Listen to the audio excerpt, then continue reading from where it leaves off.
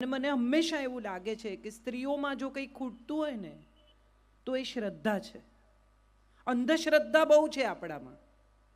સ્વામીઓને પગે લાગવાનું, ઉપવાસ કરવાના, રાશિ ભવિષ્ય વાંચવાના. છાપામાં બધા રાશિ ભવિષ્ય વાંચે. કેટલા લોકો વાંચે છે? ચલો કહો જો મને. સાચું હા, દિલથી. કેટલા વાંચે છે? ઊંચો કરો, વાંધો નહીં, એમાં કંઈ ડરવાનું નથી. કોઈ નહીં, હું નથી માનતી. રાશિ ભવિષ્ય જે વાંચે છે એ બધાને મારે પૂછવું છે કે આ કચ્છ ગન પઠણ અને નય તમે જે બધી વાંચો છો, કૃષ્ણ ને કંસની રાશિ એક છે, ખબર તમને? રામ ને રાવણની રાશિ એક છે, શબરી ને શૂરપણખાની રાશિ પણ એક છે. એમની જિંદગી, એમનું ભવિષ્ય એક છે? હા કે ના? તો કેમ વાંચો છો? ના વાંચો.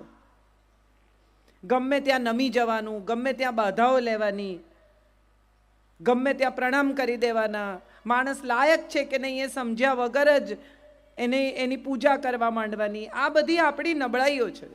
આપણે જાતની પૂજા નથી કરતા, બાકી બધાની પૂજા કરીએ છીએ. કદાચ એટલે આપણે ત્યાં નથી પહોંચી શકતા જ્યાં આપણે પહોંચવું છે. હું આજે જ વિચાર કરતી હતી કે હું શું વાત કરીશ.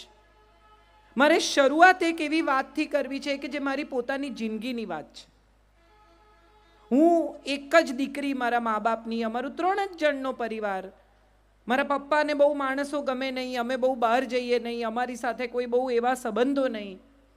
પરણીને ગઈ તો એટલો બધો મોટો પરિવાર કે એમ કે ખાલી ઘરના લોકો જમવાના છે તો 35 જણા ભેગા થઈ જાય. એવા ઘરમાં હું પરણીને ગઈ ને મારા વડસાસુનો સ્વભાવ ભયાનક ખરાબ. મારા સાસુ બિચારા સતત એમને સાંભળે, મને તો કંઈ કહે નહીં પણ એમને કહે ને. એક દિવસ મારાથી કહેવાઈ ગયું મમ્મીને કે તમે કેમ જવાબ નથી આપતા, ખોટે ખોટા હેરાન થાવ છો, એકવાર કહો તો ખરા. અને ત્યારે મમ્મીએ મને બહુ સરસ વાત કહી કે હું તો પરણીને આવીને ત્યારેથી મેં ફોન મૂકી દીધો છે, એકલા જ બોલે છે. આપણે બધા અજાણતા જ સામેના માણસને એ કરવા દઈએ છીએ જે એની ઈચ્છા છે. એ તમને ગુસ્સે કરવા માંગે તો એ તમને ગુસ્સે કરી શકે. એવી છૂટ કોણ આપે છે? આપણે જ આપીએ છીએ.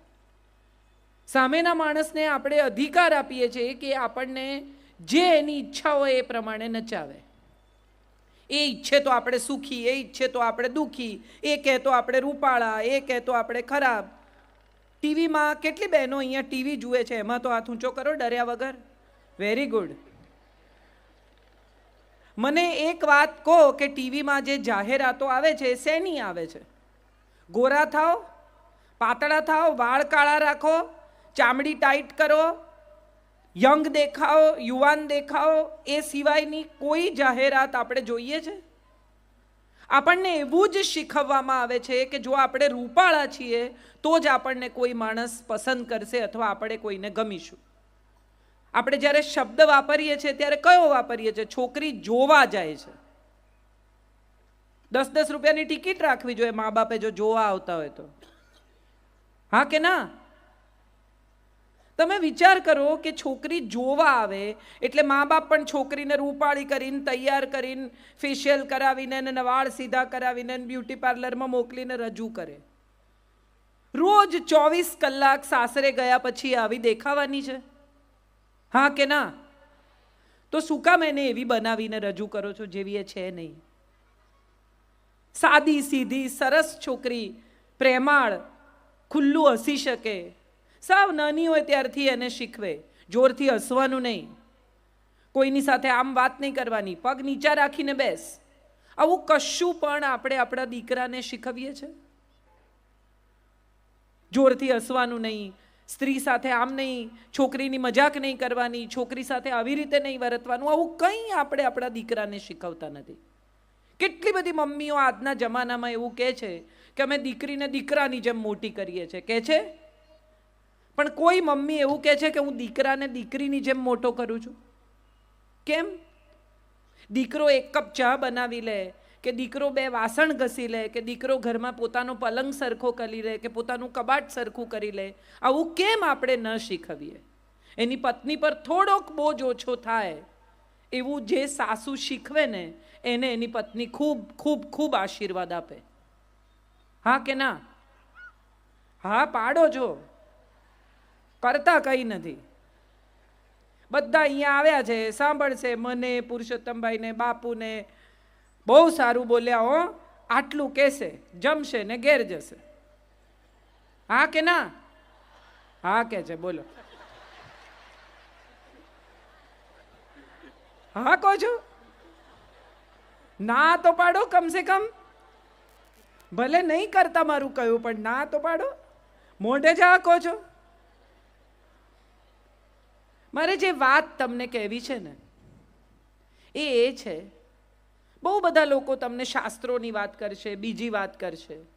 મારે તો એ કહેવું છે કે દીકરી આપણા ઘરમાં જન્મે ને ત્યારથી જ, તમે જુઓ, પિતાના ઘરમાં દીકરી જન્મે ને ત્યારથી ભલભલા ભારાડી હોય ને એ નરમ થઈ જાય. આ જોયા છે તમે આવું? કે તમને ખબર પડે કે માણસ ઢીલો થઈ ગયો ઘરમાં દીકરી જન્મી. એનું કારણ એ નથી કે એણે દીકરીને પાર્કે ઘેર મોકલવાની છે, એનું માથું નીચે થવાનું છે, એણે આમ કરવાનું છે. એનું કારણ એ છે કે દીકરી પોતે જ એક કોમળતા છે. નાની 2, 2.5, 3 વર્ષની દીકરી આમ વહાલ કરે ને પપ્પાને, 1-2 દિવસની દાઢી ન કરી હોય અને દીકરીનો હાથ ફરે ને તો પપ્પાને બીક લાગે કે આ બિચારીના હાથ છોલાશે, એ બીકે દાઢી કરતા થઈ જાય. વહાલ કરે, એના ગાલ એટલા કૂણા હોય કે એમ થાય કે ના ના ના, આપણે જરા એની પાસે જઈએ તો ચોખ્ખા થઈને જઈએ, જરા વધુ કૂણા થઈએ. દીકરી ઘરમાં આવે ને ત્યારથી પિતાને કૂણા કરી નાખે. 2.5 કિલોનું બંડલ પિતાના હાથમાં મૂકે ને આમ લપેટેલું, ત્યારથી જ ક્યાંક કશેક પિતાની અંદર કશું કોમળ થઈ જાય. દીકરી જ્યાં સુધી ઘરમાં હોય ત્યાં સુધી તમે જુઓ એટલું બધું સરસ વાતાવરણ હોય. નાની 3 વર્ષની દીકરીને તમે ઢીંગલી આપો, એને શીખવવું ન પડે કે માં કેમ બનવાનું. એ આમ જ ઉપાડે ઢીંગલીને. કોઈ જોઈ છે આમ પગથી ઉંચકે ગોળ ગોળ ફેરવે એવી દીકરી? અને 3 વર્ષના દીકરાને આપી જુઓ ઢીંગલી.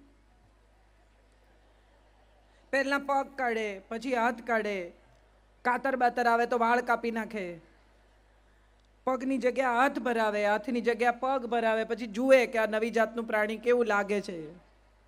આમાં કોઈ સારું કે ખરાબ નથી. આ કુદરતે બનાવેલા 2 જુદા લોકો છે. હું બહુ બધી હમણાંથી સ્ત્રીઓને મળું છું જે લોકો એવું કહે કે અમારે કેમ કરવાનું.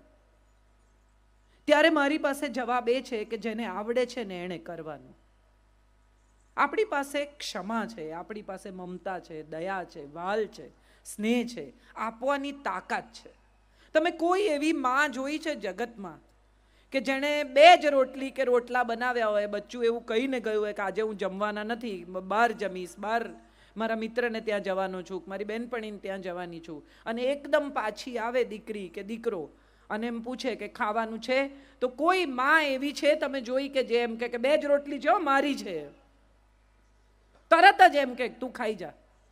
હા કે ના? તો એનો અર્થ એમ થયો કે માં જો ખાવામાં એ પોતાનો સ્વાર્થ નથી જોતી તો બીજા તો શેમાં જુએ?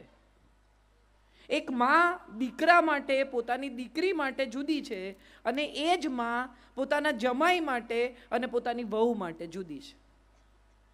ઓછી થઈ જાય જમાઈ આવે તો, સુઈ ખવડાવી દઈએ ને સુઈ કરી દઈએ ને કેટલુંય કરી નાખીએ, અને વહુ આવે એ પછીનો સ્વભાવ જ આખો બદલાઈ જાય. ખરી વાત કે ખોટી વાત? બધા આમ કરે જ પણ કોઈ બોલતું નથી. દીકરીનો વર આવે તો આપણને એમ થાય કે આપણે સુઈ એને આગતા સ્વાગતા કરીએ ને આપણે એને પ્રેમ કરીએ ને સુઈ જમાડી દઈએ. કેમ? તો કે આપણી દીકરી એના ઘેર રહે છે, આપણે એને સાચવીશું તો એ આપણી દીકરીને સાચવશે. સ્વાર્થ છે. પણ એ જ છોકરી જે બધું છોડીને આવી છે, એની અટક બદલાઈ ગઈ. ગઈકાલે 8 વાગે ઉઠતી હતી, એક રાતમાં સવારે 6:30 ઉઠવા માંડી. એ આપણને ખુશ કરવાનો ગમે એટલો પ્રયત્ન કરે, પણ આપણે એકદમ દુર્લભ દેવતા, આપણે ખુશ થઈએ નહીં. દરેક વાતમાં ક્યાંક ને ક્યાંક ક્યાં ભૂલ ગોતી કાઢવી. એણે સાફ કરેલો પ્લેટફોર્મ ફરી સાફ કરવો, વેતા નથી, આવડતું નથી, ધીરી છે, આવી છે. બાપુ એક બહુ સરસ વાર્તા કહે છે, મને બહુ ગમે છે એ વાર્તા. હું એમની હાજરીમાં તમને આજે કહું. કે એક સાસુમાં હતા, એને ત્યાં વહુ પરણીને આવી. વહુને ઘરે સવારે શિરામણનો રિવાજ, સવારે ખાય. અહીંયા કોઈ સવારે ખાય નહીં, મા દીકરો એકલા રહે. રાતના જમ્યા એ પછી સીધું લંચમાં ખાવાનું બપોરનું. તો થોડા દિવસ તો ચાલ્યું, પછી વહુને એમ થયું કે આ તો આમ તો નહીં જીવાય, રોજ સવારે ભૂખ લાગે ને છેક જમવા સુધી રાહ જોવાની. એટલે રાત્રે રોટલો ભાખરી ચોરી લે, ઘંટીની નીચે છુપાવી દે. સવારે દળવા બેસે ત્યારે ધીમે ધીમે ખાય. એક દિવસ સાસુમાં વહેલા ઉઠી ગયા, એ દળવા બેસી ગયા. એણે જોયું કે આ તો ઘંટીની નીચે વાડકી છુપાવેલી છે ને એમાં તો ભાખરી છે. એને થયું અરે બિચારી લુખ્ખી ભાખરી ખાય છે. બીજા દિવસથી ગોળ મૂકવા માંડ્યા કે હશે બિચારી, કહી નથી શકતી ને. વહુને એમ થયું કે મારો વર જ મૂકતો હોય ને, આટલું વાલ તો બીજું કોઈ કરે જ નહીં, સાસુ તો સારી હોય જ નહીં. એટલે એણે બી વળી એના વરને એમ કે અરે વાહ કેટલું સરસ. વરને એમ થયું કે હશે જે વાતે ખુશ થઈએ, છોડો ને. થોડા દિવસ નહીં, થોડા વરસ આવું ચાલ્યું. વહુને ઘેર વહુ આવી. હવે માની આંખો ઝાંખી થઈ ગઈ છે, બહુ સરસ દેખાતું નથી. અને મા પોતાની વહુને પૂછે છે, જે હવે સાસુ થઈ ગઈ છે, કે બેટા તારી વહુ કેવી છે? તો કે બા આમ તો સારી છે, પણ કામકાજે મોળી છે. એટલે જે વડ સાસુ છે એમણે કીધું કે બેટા ગોળ નાખ તો ગળી થશે, મેં બહુ વરસ નાખ્યો છે. એમ કોઈ ગળ્યું થતું નથી, ગોળ નાખવો પડે છે. જેણે ગળ્યું ખાવું હોય ને એને. તમે રવો શેકવા માંડો એટલે શીરો ન થાય, એમાં ખાંડ આપણે જ નાખવી પડે, બીજું કોઈ નહીં નાખે બહારથી આવીને. આપણું ઘર, આપણો પરિવાર, આપણી દુનિયા, આપણા દીકરાની વહુ પરણીને આવી. એ બે જણાને બહુ બનતું હોય ને તો સાસુને વાંધો પડે, વહુ ગેલો છે. અરે એક આનંદ થવો જોઈએ કે કેટલું સરસ મારા દીકરાને મારી વહુ સાચવે છે, ચાલો મારી ચિંતા ઓછી થઈ ગઈ.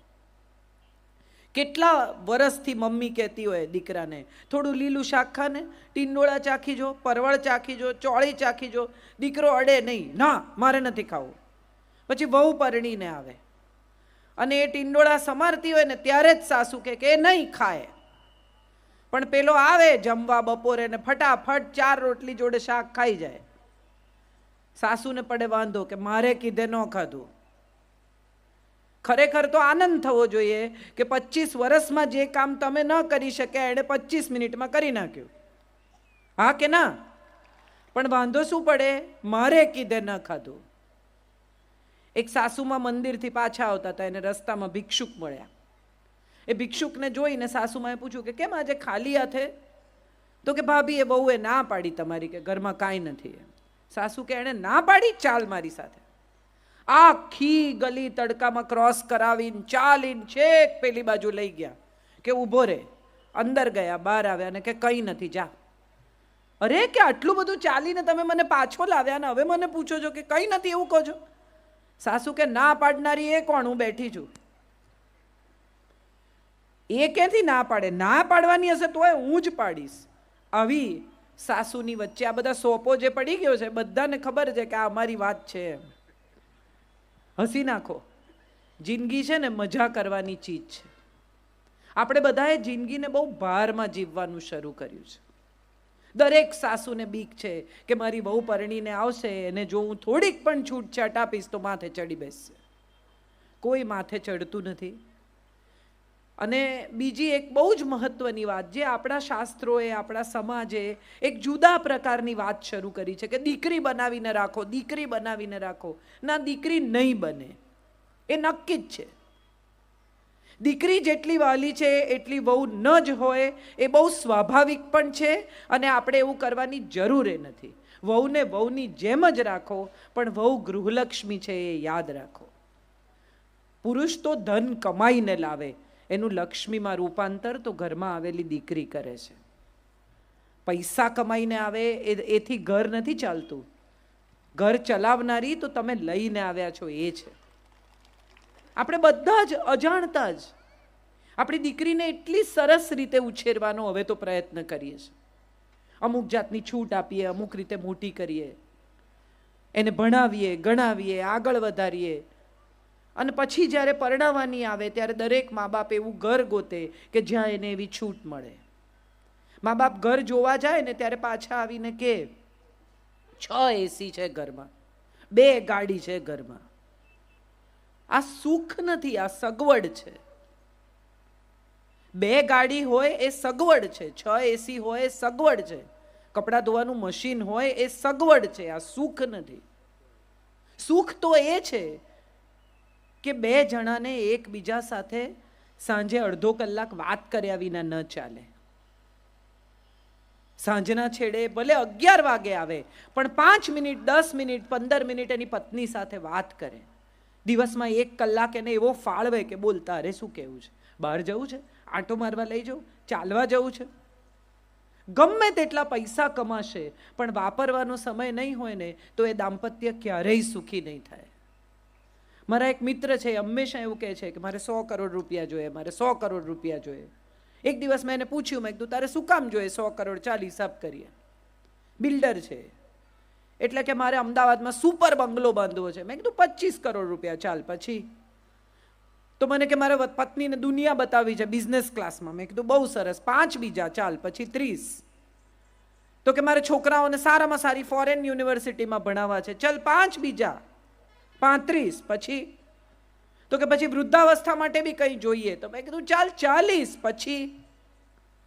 40 એની પાસે આજે પણ છે પણ પેલા 60 કમાવાના ચક્કરમાં વાપરશે નહીં.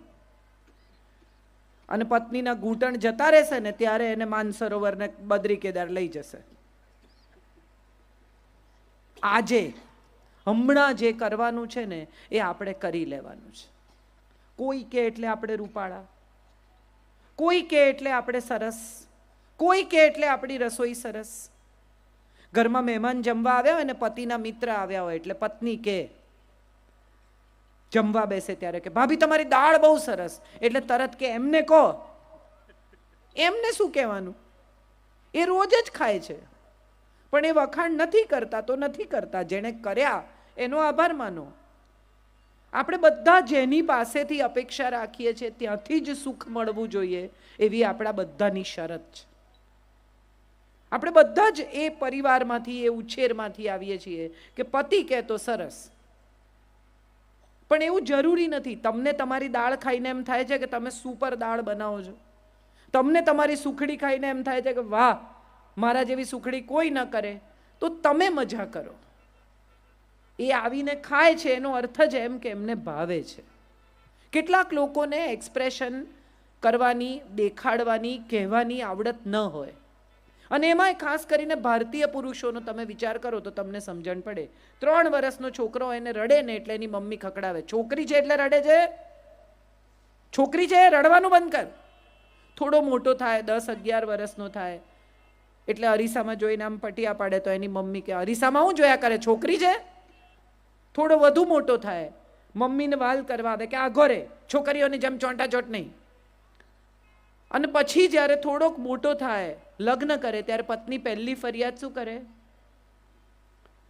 તમને તો કંઈ આવડતું જ નથી, તમને તો ઇમોશન જ નથી, તમને તો લાગણી દેખાડતા જ નથી આવડતું. પણ 3 વર્ષનું હતું ત્યારથી એને ધમકાવી ધમકાવી ને એની લાગણી એને કંટ્રોલ કરતા શીખવી. પુરુષો દેખાડે નહીં, પુરુષો દેખાડે નહીં. મારે આ બધા બહેનોને પૂછવું છે, ખરેખર અને દિલથી પૂછવું છે, તમારા ઘરમાં શરૂઆતમાં પૈસા આવવાના શરૂ થયા થોડાક, ત્યારે પહેલો મા બાપનો વિચાર કર્યો, હા કે ના? હા કે ના? પછી છોકરાઓનો વિચાર કર્યો, હા કે ના? જવાબ આપો. આમ કરો છો તો હા. પછી તમારો વિચાર કર્યો, બરાબર? તમે કોઈ પણ ઘરના પુરુષ એવા જોયા છે કે જે અમદાવાદ ગયા હોય ને પોતાને માટે 6 શર્ટ લઈને આવ્યા હોય? કેમ હવે કોઈ જવાબ નથી આપતું? બધી સ્ત્રીઓ એવી ફરિયાદ કરે, હું ઘેર ન જાઉં ને ભાઈ સાહેબ ત્યાં સુધી જમે જ નહીં. તમને ખરેખર એવું લાગે છે કે 40 વર્ષના, 35 વર્ષના, 50 વર્ષના, 55 વર્ષના માણસને પીરસીને જમતા નથી આવડતું? ખરેખર કોઈને એવું લાગતું હોય તો હાથ ઊંચો કરો. એને આવડે જ છે, પણ દિવસનો એટલો ભાગ તમે સામે બેઠા હો અને તમે હો ત્યારે જમે એવો એનો પ્રયત્ન હોય છે, એને કહેતા નથી આવડતું, એ એનો પ્રોબ્લેમ છે. આપણે બધા જ શબ્દોમાં ના સાંભળીએ ને ત્યાં સુધી આપણને સમજણ નથી પડતી. એમની આંખમાં દેખાતો સ્નેહ, એમના સ્વભાવમાં દેખાતી અમુક પ્રકારની રુજુતા, લાગણી, એ આપણને નથી દેખાતી. હમણાં જ એક મારી બહેનપણી મને કહેતી હતી કે એની દીકરી પરણીને ગઈ છે અને બધા બેઠા હોય, વાતો કરતા હોય, મજા કરતા હોય, ત્યારે અચાનક દીકરાના ફાધર, એના સસરા આવે ને એને ખભે હાથ ફેરવીને કે બેટા તું સુખી છે ને? લગભગ દર અઠવાડિયે એકાદ વાર આ સવાલ એ પૂછે. આ લાગણી નથી? એને આવડતું નથી જેવું સ્ત્રીઓને આવડે એવું. ઘરમાં ઝઘડો થાય ને ભડામ બારણું પછાડીને પુરુષ જતો રહે, તરત સ્ત્રી શું કરે? હવે તો સેલફોન આવી ગયા છે, તરત અમારે ઘેર ઝઘડો થયો, ઇમિડિયેટલી જે પહેલું દેખાયું એને ફોન કરીને ફરિયાદ કરી દેવાની. પુરુષ સવારથી એ ધુમાડો છાતીમાં લઈને નીકળે, એ સાંજ સુધી અંદર રહે. એ 4 મિત્રોને ફોન કરીને કહેતા નથી કે અમારે ઘેર ઝઘડો થયો. કે છે? બધા આમ કરે છે, કોઈ બોલતું નથી. નથી કહેતા ને? નથી કહેતા એટલા જ માટે એમને ડાયાબિટીસ થાય છે, એમને બ્લડ પ્રેશર થાય છે, એમના વાળ વહેલા ખરી જાય છે. આ વૈજ્ઞાનિક સત્યો છે. જો ઘરમાં સુખ જોઈતું હોય ને તો સૌથી પહેલી ઘરમાં શાંતિ જોઈએ. પરણીને આવેલી છોકરી પતિને ફરિયાદ કરે અને સાસુ દીકરાને ફરિયાદ કરે, આ ત્રાસ એના માટે એટલો થઈ જાય કે ઘેર કેટલા મોડા જવાય એવો પ્રયત્ન કરે. હા કે ના? હા, હા પાડે છે બધા. નહીં કરીએ એવો વિચાર આવે છે ક્યાંક? હા કે ના? એમાં આ નથી પાડતા. આપણે બધા આપણી દીકરીનું સુખ ઈચ્છીએ છીએ.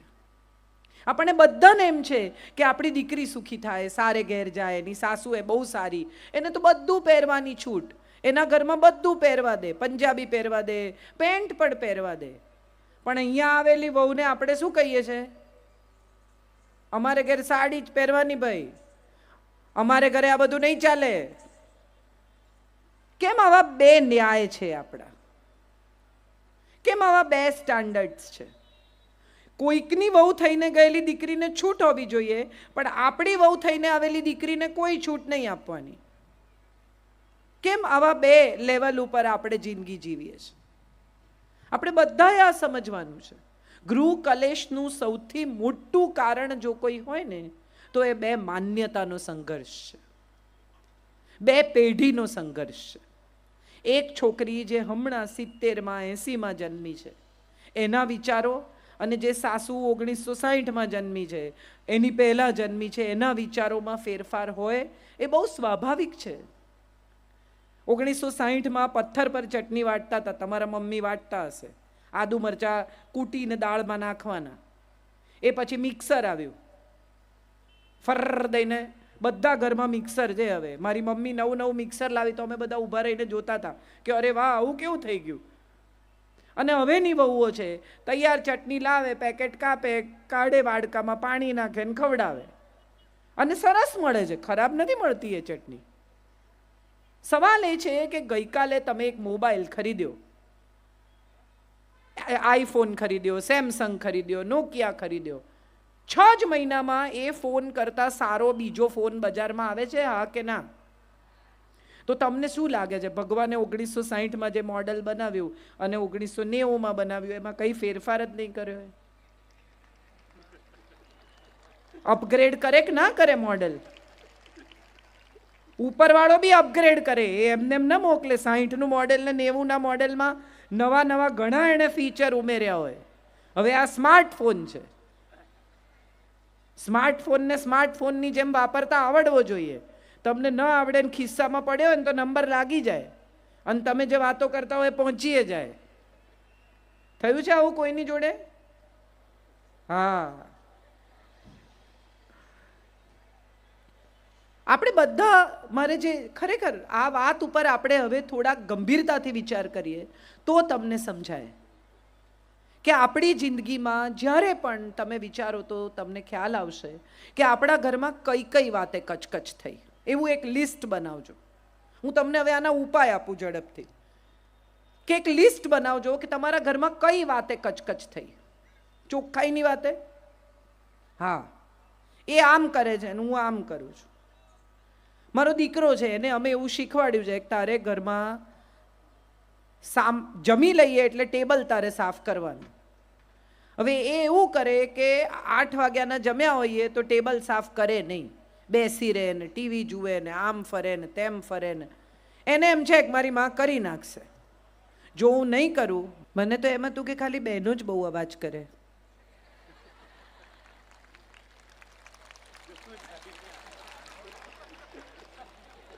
પણ એવું નથી.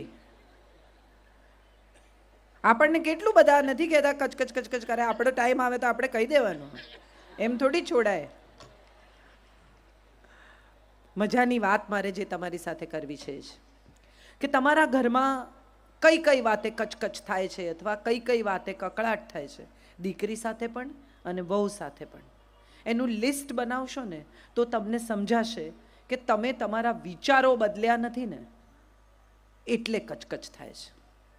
ઉછરી રહેલી દીકરી હોય 13, 14, 15 વર્ષની, મોબાઈલ આપણે જ આપ્યો હોય, પછી એ કોઈની પણ સાથે મોબાઈલ પર વાત કરતી હોય એટલે આપણા કાન ચાર થાય. કોણ છે, કોની જોડે વાત કરે છે, ક્યાં જાય છે, એવી કેવી બેનપણી છે, અહીંયા લઈ આવો, મને મળાવો.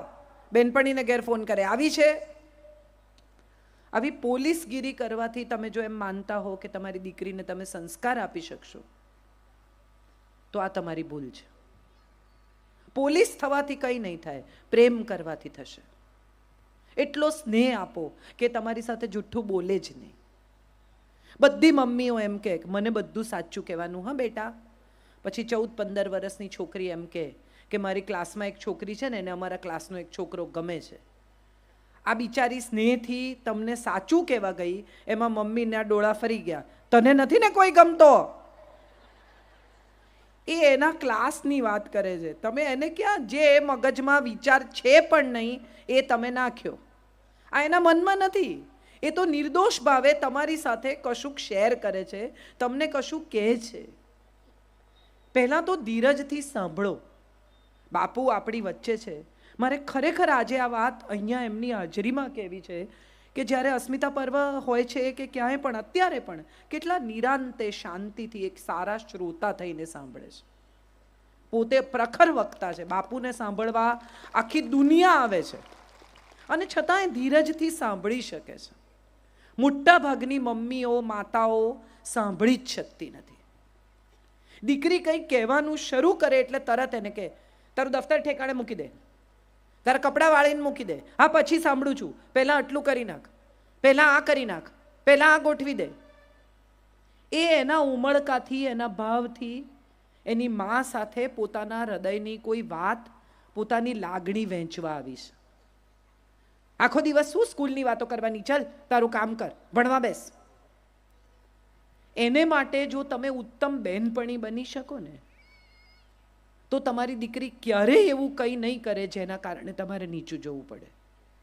આપણો પ્રોબ્લેમ એ છે કે આપણે માં જ બનીએ છીએ, આપણે મિત્ર બની જ નથી શકતા. અને માં એટલે શંકાશીલ, આખો દિવસ એના પર નજર રાખતી માં. માં એટલે એવી માં નહીં કે જે એની સાથે સ્નેહથી, પ્રેમથી, વહાલથી વર્તે. એનો કોઈ મિત્ર હોય, દાખલા તરીકે ક્લાસનો કોઈ છોકરો છે, એની સાથે એને ફાવે છે. એક છોકરા સાથે વાતો કરવી એ ગુનો નથી. આજના જમાનામાં તો નથી જ. સૌથી પહેલું આપણે શું કરીએ છીએ, જો આપણે પાટીદાર છીએ, આ બધા વાણિયા બામણ જોડે બહુ આપણે ભેગા નહીં થવાનું. ના, આ વિચાર એના મનમાં છે જ નહીં. એ તો નિર્દોષ છે, એનો મિત્ર છે, એ વાતો કરે છે, એની સાથે બહુ બહુ તો નોટ એક્સચેન્જ કરે છે. આ વિચાર એના મગજમાં આપણે જ નાખ્યો અને પછી આપણને શંકા પડે છે કે શું કરે છે, ક્યાં જાય છે, કોને મળે છે. તો એ ત્યાંથી શરૂ થાય છે આપણો પ્રશ્ન. દીકરીને આપણે આખો વખત જ્યારે પણ જુઓ ત્યારે એના ઉપર શંકા કરવાની, એને બહાર નહીં જવા દેવાની, એની બેનપણીઓમાં શંકા કરવાની. અને પછી એ જ્યારે જૂઠું બોલવા માંડે, જ્યારે કોઈ છોકરાના પ્રેમમાં પડે ત્યારે આપણને બહુ અફસોસ થાય, ભાગી જાય, ખોટું પાત્ર પસંદ કરે ત્યારે આપણને બહુ અફસોસ થાય કે અરે રે, અમે આટલું કર્યું, અમે આટલા સંસ્કાર આપ્યા. સંસ્કાર એટલે મંદિર લઈ જવી, દીવો કરાવવો, કથા સાંભળવા લઈ જવી, પંજાબી પહેરાવવું, આ સંસ્કાર નથી. આ તો બધી બાહ્ય ઉપચાર છે. સંસ્કાર તો ભીતરથી પ્રગટે છે, અને ભીતરથી પ્રગટાવવા માટે સૌથી અગત્યની વાત એ છે કે માં પોતે ખૂબ શાંતિથી, ધીરજથી અને પ્રેમથી દીકરી સાથે વર્તે. આ આપણા સમાજમાં નથી થતું. દીકરીને એટલું બધું ભણાવે, એટલી બધી ફટવે, પછી બીજે ઘેર જાય ત્યારે એને ફાવે નહીં. અને એમાં હવે આ એક મોબાઈલ આવ્યો છે. બધી મમ્મીઓ સવારના પોરમાં દીકરીને ઘેર ફોન કરીને એનો સંસાર ચલાવે. હા કે ના? હા, હા તો બધા પાડે જ છે. તારે ઘેર શું બનાવ્યું છે? કોણ આવેલું? શું વ્યવહાર કર્યો? તે એને શું આપ્યું? એણે તમને શું આપ્યું? એણે આપણા લગ્નમાં ક્યાં કવર આપ્યું છે? એ એના ઘેર ગઈ છે, એના સાસરે ગઈ છે, એના પરિવાર સાથે સુખી થાય એવો પ્રયત્ન કરવાની માતા પિતાની ફરજ છે. એના સંસારમાં દખલ કરવાથી છૂટાછેડા થયા વગર નહીં રહે. અને પછી મમ્મી એમ કે છૂટાછેડા થયા, અમે તો બધું આપ્યું. વસ્તુ આપવાથી કોઈ ક્યારેય સુખી થતું નથી, વિચાર આપવાથી સુખી થાય છે. આપણે આ વિચાર નથી આપતા, વસ્તુઓથી એનું ઘર ભરી દઈએ છીએ. માટે કદાચ આ પ્રશ્ન થાય છે. પરણીને આવી જે વહુ, એની સાથે પણ આપણે એ જ વ્યવહાર કરીએ છીએ, કડક એકદમ. એને જરાય ઢીલી નહીં પડવા દેવાની, જરાય શાંતિથી. એને પોતાનું ઘર લાગે જ નહીં. સોફામાં બેઠી હોય અને જો બહારથી આવ્યા, કેમ પગ ઉપર લઈને બેઠી છે, કેમ આમ કરે છે, શાક નથી સમાર્યું, બેસી રહી છે, આમ નથી કર્યું. સતત કચકચથી ક્યારેય કોઈ આપણું થતું નથી. ઘરના નોકરે ભાગી જાય તો આ તો વહુ છે. આખો દિવસ જો કચકચ કરીએ ને તો ઘરમાં કામ કરતો માણસે ભાગી જાય કે આમની જોડે નહીં રહેવાય, તો આ તો વહુ છે. અને જે જુવાન દીકરીઓ છે એને પણ મારે કહેવાનું છે કે તમે અહીંયા આવ્યા છો, જેમણે આટલો સંઘર્ષ કરીને પૈસો બચાવીને આ મકાન બાંધ્યું છે, કે તમારા વરને ઉછેર્યો છે, એ માને થોડો સ્નેહ કરો, એને થોડી ચલાવી લો, એને થોડું માફ કરો, તો એમાં તમે ક્યાં નાના થઈ જવાના છો? હું મારા સાસરે ગોમતીપુર જાઉં ને તો આટલી બધી આ પ્રખર વક્તા અને ફલાણીને હમણાં મારી 50 ઓળખાણ આપી, એ બધા પછી મારા મમ્મી મને યાદ કરાવે કે મંગળસૂત્ર ભૂલતા નહીં. હું રોજ નથી પહેરતી, ચાંદલો કરજો, બંગડી પહેરજો. કેમ? કારણ કે ત્યાં લોકો વાતો કરશે અને મને કોઈ નહીં કે મારી સાસુને સંભળાવશે. હું જો એમને પ્રેમ કરતી હોઉં તો એમને તકલીફ ન થાય એવું વર્તવાની મારી ફરજ છે. એ સાસુ છે, માં છે, પડોશી છે, માસી છે, કાકી છે, ભૂલી જાઓ ને. એક વૃદ્ધ સ્ત્રી તમારા ઘરમાં રહે છે અથવા વૃદ્ધ થઈ રહી છે, એની લાગણી સાચવવી એ આપણી ફરજ છે. મોટા ભાગના લોકો ભૂતકાળ ભૂલી શકતા નથી. દીકરીઓ પરણીને આવી હોય, શરૂઆતમાં સાસુએ કડક વર્તન કર્યું હોય, પછીથી જ્યારે સાસુ વૃદ્ધ થવા માંડે ત્યારે વેર લેવા નીકળે, મને આમ કર્યું હતું એટલે હું આમ કરીશ. તો એના મન તમારામાં ફેરશું. જો તમે પણ એના જેવું જ વર્તવાના હો તો તમારામાં ને એમાં કોઈ ફેર નથી. તમે બંને સરખા જ છો. તમે જો એનાથી સારા હો અથવા સારા સાબિત થવા માંગતા હો તો તમારી ફરજ એ છે કે એમણે જે કર્યું તે તમારે સારી રીતે વર્તવાનું છે. આ પણ અપગ્રેડેડ વર્ઝનનો નમૂનો છે. જૂના ફોન તમારે આમામ દબાવીને કરવા પડે, સ્માર્ટફોન આમ કરે. તો તમે સ્માર્ટફોન છો કે જૂનું ડબલું એ તમારે જ નક્કી કરવાનું. જો તમે સ્માર્ટફોન હો તો સ્માર્ટફોનની જેમ વર્તો. જો તમે નવી પેઢીની દીકરી હો તો નવી પેઢીની દીકરીઓ આવા બધા વેરઝેરમાં, જૂના અમુક પ્રકારના કચકચમાં નથી પડતી. નવી પેઢીની દીકરીઓ નવી દિશામાં, નવા સૂર્ય સાથે આવી છે. એમણે નવું વિચારવાનું છે. જો 60 વર્ષની સાસુ જેવું વર્તી એવું જ તમે વર્તવાના હો તો તમારી માનસિક ઉંમર 60 જ વર્ષની છે, તમારી માનસિક ઉંમર 20 વર્ષની નથી. અને કેવી વાતમાં છૂટાછેડા થાય છે. હમણાં જ મને ખબર છે કોઈકના ઘરે છૂટાછેડા થયા, મને એટલું હસવું આવ્યું. એને 5 વર્ષ પછી એવી ખબર પડી કે એનો વર કાંદા લસણ ખાય છે. આવી વાતમાં એણે બેગેજ ભરીને પોતાને ઘેર જતી રહી. ત્યારે સવાલ એ થાય કે કાંદા લસણ ખાવા કે અમુક રીતે જીવવું કે અમુક પ્રકારની જિંદગી જીવવી એ આપણા સ્નેહની વચ્ચે કેવી રીતે આવે? 5 વર્ષ તમે જે માણસ સાથે જીવ્યા, જે પરિવાર સાથે જીવ્યા, એણે તમને થોડોક સમય પણ એવો નથી આપ્યો કે જે તમને ઘર સાથે, પરિવાર સાથે બાંધે. તમારી લાગણી, તમારા સપ્તપદીના વચન. પરણતી વખતે તમને બધાને ખબર હશે, જેટલા વિધિસર પરણ્યા છે બધાને, કે 3 ફેરા ફર્યા પછી ચોથા ફેરામાં એમ કે બેન હવે તમે ડાબી બાજુ આવો.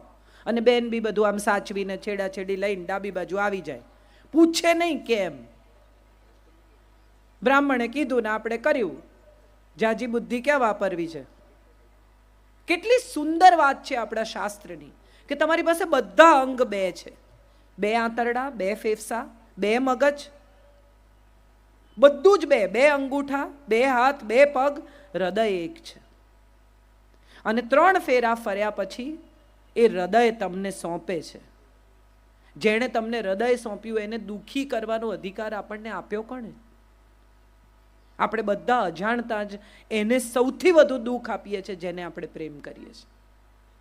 તમે ઘર છોડીને જતા રહો સાસુને લીધે, દુઃખી કોણ થાય છે?